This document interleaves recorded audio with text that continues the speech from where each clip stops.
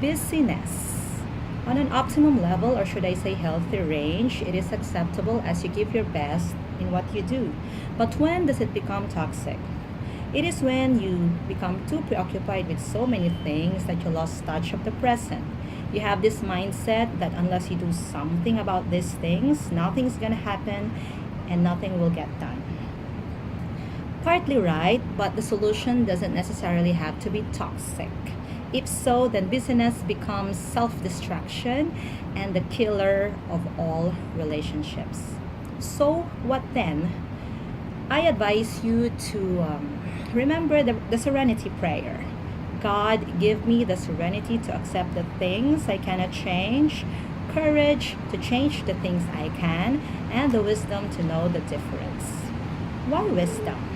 Because sometimes we thought that we cannot change some things and thus become fatalistic or complacent. But the truth is, we just don't know what to do and how to do it. Well, that's part of being human. We cannot be all knowing and all powerful. But the good news is, there is a weapon for this: prayer and fasting. James chapter 4, verses 2 to 3 says that we do not have because we do not ask. And when we ask, we do not receive because we have wrong motives. When we pray and fast, we actually move mountains and break walls. We can accomplish more things when we ask God for help than to do things on our own and wear ourselves out. One very good example of this, and my favorite, is the story of Queen Esther. When her people were about to be exterminated and she wanted to plead to the king, but death penalty was the punishment for approaching the king without being summoned, she prayed and fasted. Then all of a sudden she was so consumed by courage that she was so determined to go to the king, even if it was against the law, and she was able to say this: "If I perish, I perish."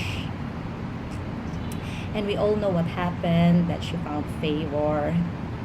She found favor from the king. She was not harmed. She was able to save her people. That is what it means to have the courage to change the things you think you cannot. But if you seek God through prayer and fasting, you actually can. But remember, good motives. Bonus point: peace of mind, because as you commune with God, you become closer to Him, and you get to understand that when you don't get the things you pray for, you know that God has a better plan and better blessing more than what you ask for. So to strengthen the inner man, pray and fast. It works. Thank you. God bless you, and I'll see you again next week for another Friday reflection.